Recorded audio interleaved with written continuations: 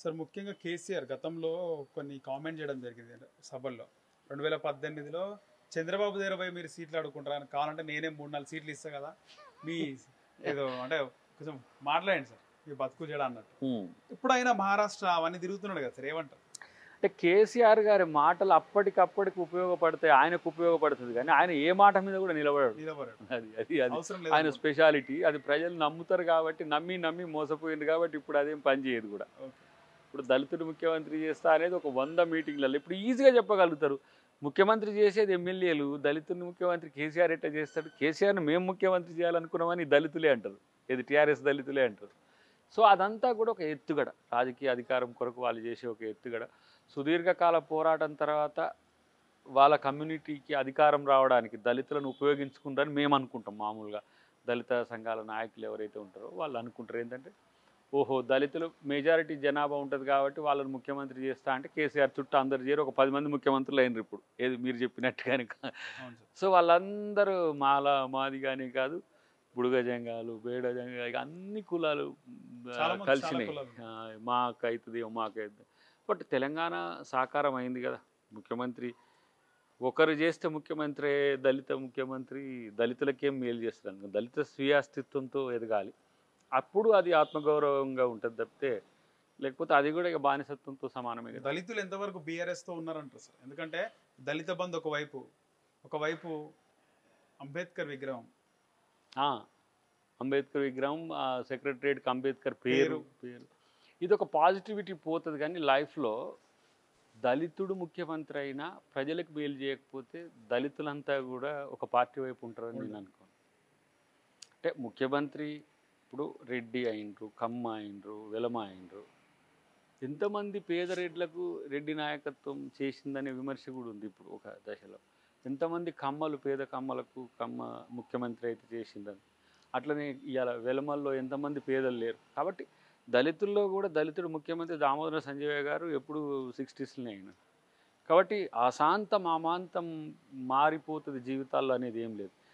ఎవరు దళిత జనోద్ధరణ కొరకు పోరాడతారో వాళ్ళు డెఫినెట్గా వాళ్ళకు అవకాశం ఈ వర్గాలు ఇస్తాయి, ఎక్కువ ప్రేమిస్తాయి. ఇప్పుడు ఎగ్జాంపుల్ చరిత్రలో అగ్రవర్ణాల్లో కూడా చాలామంది దళిత జనోద్ధరణ కొరకు పోరాడిన వాళ్ళు ఉన్నారు. ఇప్పుడు కుచలపల్లి సుందరయ్య గారి నుంచి, బిఎన్ రెడ్డి గారి నుంచి, రావి నారాయణ రెడ్డి గారి నుంచి మొదలు పెడితే, ఇటువైపు ఎస్ఆర్ శంకరన్ గారి నుంచి మొదలు పెడితే, మీకు ఎవరైతే ఓసీల్లో డెవలప్ అయిన వాళ్ళు ఉన్నారో వాళ్ళందరూ కూడా ఎస్సీ ఎస్టీల కొరకు పెద్ద పథకాలు తయారు చేసిన వాళ్ళే. సో అలాంటి ప్రజా అభిమానం చురగొనడం అనేది కొంతమందికే సాధ్యమైంది. అట్లా ఎవరైతే మేలుగా ఉంటారో వాళ్ళ వైపు ప్రజలు చూస్తారు. అట్లా చూసేట్టుగా కాంగ్రెస్ పార్టీ కార్యాచరణ చేస్తుంది. డెఫినెట్గా ఎవ్వరు రేపు తెలంగాణ ముఖ్యమంత్రి అయినా కూడా సామాజిక వర్గాల యొక్క అభివృద్ధి లక్ష్యంగా పనిచేసే నాయకత్వం ముందొస్తుంది. మీరు ముందే చాలా ప్రణాళికలు రచిస్తున్నట్టు అనిపిస్తుంది మీతో మాట్లాడుతుంటే. ఏదైతే ఎన్ని కోట్లు పెడితే మనం ఏం చేస్తాం, ఆసుపత్రుల దగ్గర నుంచి ఈ దళిత బంధు కానీ ఇలాంటివన్నీ కూడా ప్లాన్ చేసుకున్నట్టుగా అనిపిస్తుంది సార్. కానీ ఈసారి కాంగ్రెస్ పార్టీ సొంతంగా వెళ్తుందా లేకపోతే ఎవరితోనైనా ట్రావెల్ చేస్తుందా? ఇప్పటికీ సింగిల్గానే ఉంది.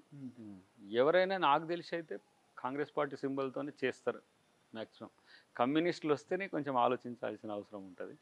అది ఎంత మేరకు ఉందో మా నాయకత్వం చూడాల్సిన అవసరం ఉంటుంది. కానీ నాకున్న దృష్టి అయితే కాంగ్రెస్ సింగిల్గా పోతుంది. కాంగ్రెస్ ఈరోజు అభివృద్ధికి ఒక నినాదాన్ని ముందుకు తీసుకుపోయే ప్రయత్నంలో ఉన్నది. మాతో కలిసి వచ్చేటోళ్ళు ఇప్పుడు తెలంగాణ కప్ 2023 కాంగ్రెస్దే. ఓకే.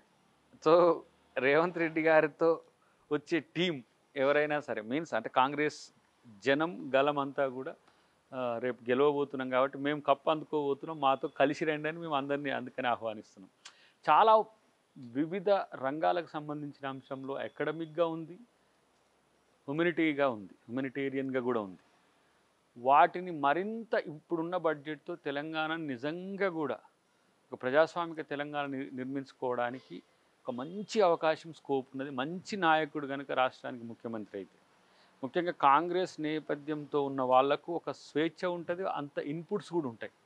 సో అందుకనే ఓవరాల్గా కూడా ప్రజల కొరకు సీరియస్గా ఆలోచిస్తుంది. రేపు మేనిఫెస్టో కమిటీ వచ్చిన తర్వాత కేటగరికల్గా కూడా మైన్యూట్ లెవెల్లో, మైక్రో లెవెల్లో కూడా ప్లానింగ్ ఉంటుంది ఈసారి ఇంకా మరింత. సార్ ఫైనల్గా ఇంకొక విషయం సార్, రేవంత్ రెడ్డి సీతక్కని కుర్చీలో కూర్చోబెట్టే ప్రయత్నం చేస్తున్నాడు.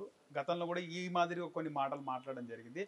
ఒకటే కుర్చీ ఉంటే ఆ కుర్చీ నేను సీతక్కని కూర్చోబెట్టి నేను నించుంటా పక్కన అని చెప్పి అన్న మాట అది అది అది రేవంత్ అన్న యొక్క ఏమంటాము ఉందా సార్ ఒక ఉద్దేశం. ఉద్దేశం. పార్టీ ఉద్దేశం ఎట్లా ఉందో అంటే రెండు రకాలుగా ఉంటాయి దీంట్లో. ఆయన అభిమానం సీతక్క మీద ఉన్నదాన్ని అట్లా చూపించిండ్రు. అది పార్టీ కూడా దాన్ని అంగీకరించగలిగితే అట్లా జరుగుతుంది. లేకపోతే పార్టీ దృష్టికోణం ఎట్లా ఉందనేది కూడా వారు ఏమంటారు రేపు గెలుపుల తర్వాత ఇవన్నిటి తర్వాత వస్తుంది. ఇక్కడ ఏంటంటే వ్యక్తిగతం పార్టీ ఇవి రెండు వేరు వేరు ఉంటుంది. నాకు కూడా రేవంత్ రెడ్డి గారిని ప్రధానమైన అంశాల్లో ముందు పెడితే బాగుంటుందని ఉంటుంది. అధిష్టానం కొంతమందిని ముందు పెడుతుంది. ఇప్పుడు పార్టీ నాయకత్వ బాధ్యతానికి ఇచ్చినప్పుడు అందరం సంతోషపడ్డాం. అట్లనే దాన్ని ముందుకు తీసుకుపోయే క్రమంలో కూడా అంత నాయకత్వాన్ని సమిష్టిగా ఒక్కరిదా లేకుండా పోను. ఇప్పుడు ఒకరు ముఖ్యమంత్రి అంటే ఇంకో 2-3 సమస్యలు వస్తాయి, ఒకరు ముఖ్యమంత్రి అంటే ఇంకో 4-5 సమస్యలు వస్తాయి. కాకుండా నాయకత్వం అంతా ముందుకు పోతున్న క్రమంలో ఎవరు సామర్థ్యాలతో ఉంటే వారిని ముఖ్యమంత్రి చేసే పని పెడుతుంది. ఇప్పుడు నాకే అవకాశం ఏంది ముఖ్యమంత్రిని చేసే అవకాశం వస్తే ఒక పేదను చేసి పెడతానేమో నా ఉద్దేశం అట్లా ఉంటుంది. సోనియా గాంధీ గారి ఉద్దేశంలో ఒకటి ఉంటుంది, ఖర్గే గారి ఉద్దేశంలో ఒకటి ఉంటుంది. బట్ ప్రజారంజకంగా పాలించే నాయకుడే తెలంగాణకు ముఖ్యమంత్రి అవుతుంది, నాయకురాలైన ముఖ్యమంత్రి అవుతుంది. ప్రజాస్వామ్యయుతంగా వ్యవహరించే ఒక మంచి నాయకత్వాన్ని కాంగ్రెస్ పార్టీ అందించబోతుందని నాకైతే ఒక ఆశ ఉంది.